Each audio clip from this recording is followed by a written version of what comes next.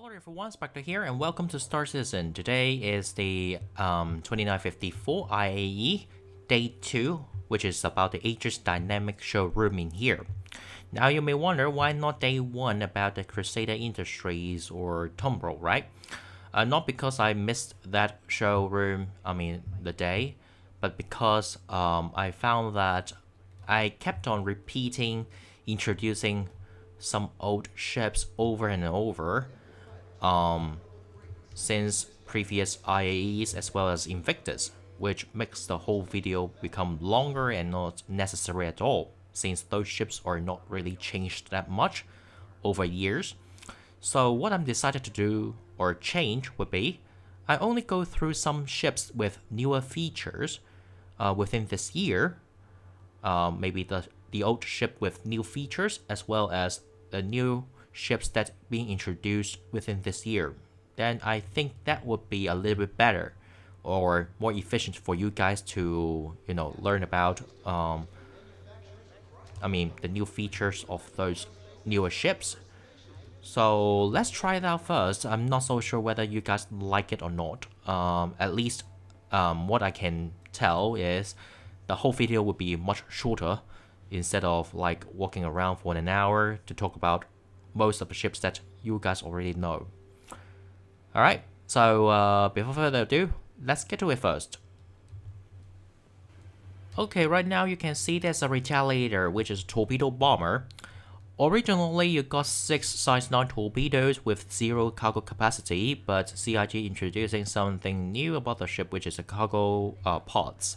If you swap those torpedo room into cargo pods, both front and aft, then you can get the maximum 74 SU worth of cargo spaces. But of course, you need to pay additional 920 in-game credits to purchase those pods in your baggage in here. And the whole ship not originally, sorry. So basically, if you purchase the Retaliator with 6 size 9 torpedoes, the torpedo pods, then you will cost about 8 million in-game credits right now. And with real cash price, that would be 175 US dollars. Now, let's take a look at inside first. You only have one elevator, and here this is the front cargo pod in here, and this one is the aft cargo pods. So these cargo pods, one of them is 38 SCU,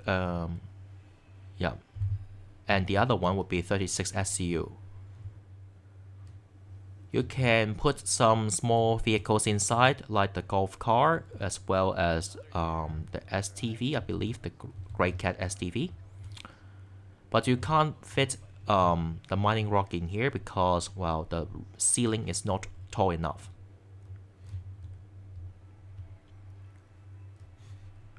So in the future, CIG will implement more different modules for the ship. But right now, just the cargo modules first. Originally, the pilots can control those torpedoes, can fire those torpedoes, but right now, without the proper torpedo room in here, then it means that the ship right now really depends on the turret gunners to defend the ship from any kind of danger.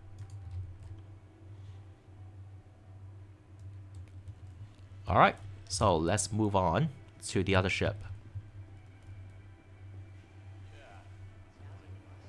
Right in front of you is a Redeemer, which is a gunship as well as a dropship. Now, it was a very famous ship among players a long time ago, because it was a ship that with size 5 ballistic Gatling guns, 4 of them at that time, and also those ballistic Gatling guns were having a larger ammo capacity after CIG nerfed the ammo capacity for ballistic Gatling guns at that time. But right now, CIG decided to nerf the ship by replacing those size 5 ballistic Gatling guns into size 4s, which makes a lot of players not happy about it.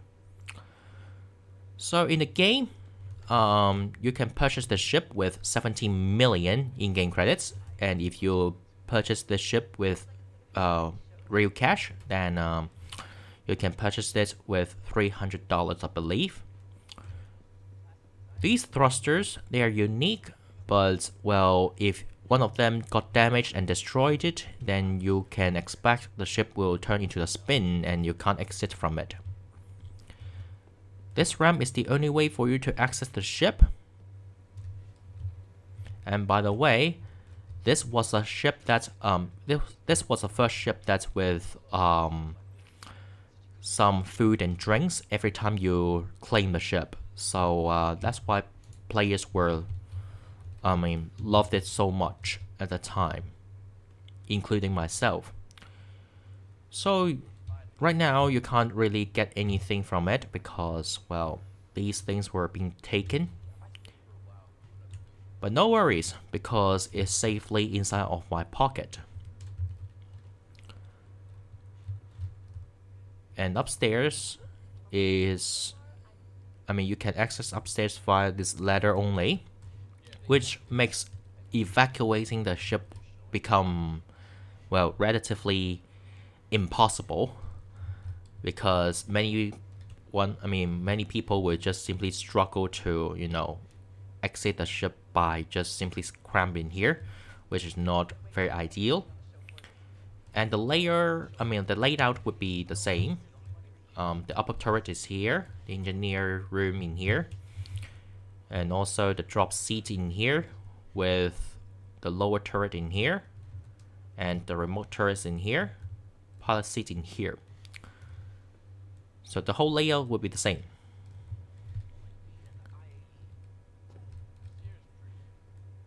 Alright, so let's move on to the other ships.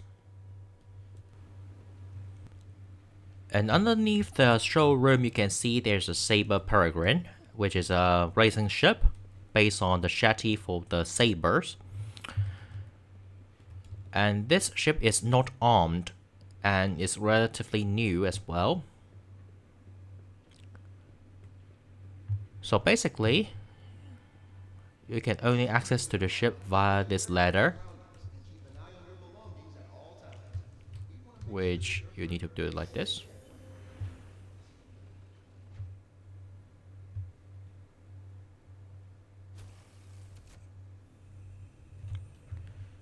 So the interior would be the same as the Sabre, which is, well, it's okay, but the panels is kind of blocking your view.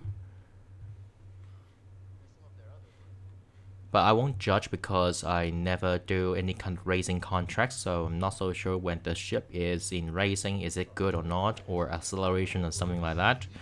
So yeah.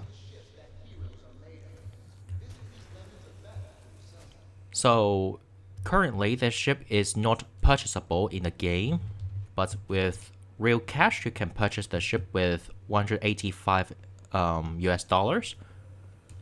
Or 170 when it's war bond, I believe. Okay, so let's move on. On the other side of the showroom, you can see there's a Firebird in here, which is also one of the Sabre series.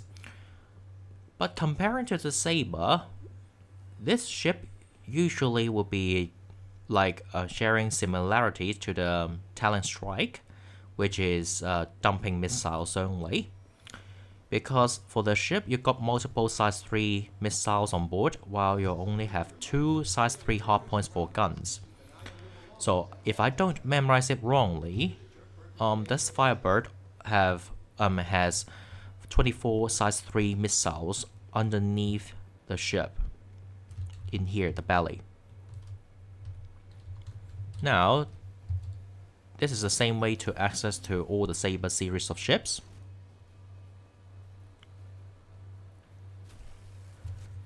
Fuel-wise, not great, but not bad as well. The panel's still blocking your way a little bit. But, well, just just advise that, well, please do not use this ship for close range engagement because you're not meant to do that. But of course, if you're skillful enough, then you can do whatever you want. So with real cash price, it would be about 185 US dollars, with war bond 170. But if you're going to try it out in game by purchasing with in-game credits, then you can purchase it with about, I believe, 6 million in-game credits. So to be honest, I don't think this is a ship that you should try it out because it's quite expensive. Well, you can't really do much things about it. But if you want to try it out, yeah, feel free to, alright? It's purchasable in the game. Alright, so let's move on. Lastly, in this hologram room, you can see there's an Idris in here, although next sector you can see there's a Vulcan as well as a Nautilus, but those ships are, well, nothing's changed right now. Except for the drone news about, the news about the drones. But anyway, this Idris is a kind of frigate which is not purchasable in the game right now, nor so-called, in theory, flyable in the game. But of course, you can still steal it from NPCs, especially right now. I believe that phase 3 for the saving Stanton is about like capturing or destroying the Slicer's Idris. But anyway, within this year, CRG started to design the interior of the Idris so that, well, you can walk around just like last Invictus. You can visit the Idris and take a look at inside. Although some part of the ship is still restricted, like for example, like the missile room, you can't access to it. But many places like the flight deck and something like engineering sector, you can still visit the ship as well as the bridge. But anyway, this is the frigate that's designed a long time ago according to the lore, and you got a size 10 mass drive gun, which is a rail gun, which is very powerful, and also you have a flight deck that can hold about 3 medium-sized fighters, and like a sub hangar that is underneath the ship and house like cargo, cargo or like personnel, that kind of stuff. But anyway, I believe that the ship itself really need to redesign it a little bit. Although, well, I know CIG just simply implemented the interior recently. Because, well, I would say that after I visited the Idris in last Invictus, I found that many flaws about the design of the ship due to, well, older cargo design or something like that, because at that time you don't have so many features, right? But right now, for example, the flight deck can't access to the cargo bay, which is quite annoying because those ships in the flight deck need to be resupplied as well. But how to resupply? You can't just simply ask those crew, which very possible if CRJ didn't really change it in the future.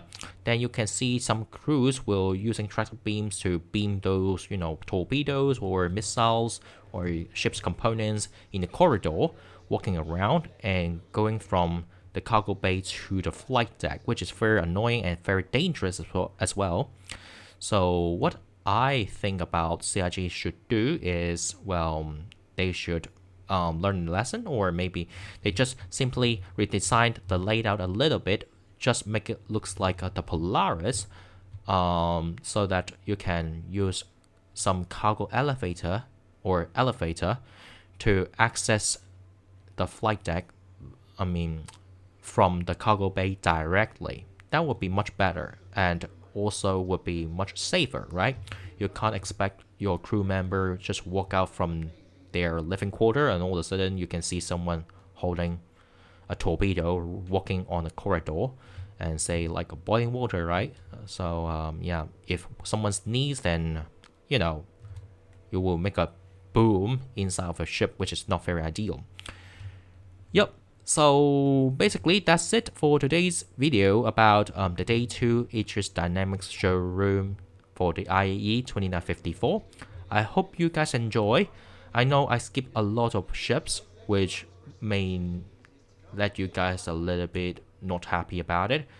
But yeah, so if you guys like it, feel free to leave a comment down below, or if you don't like it, feel free to leave a comment down below.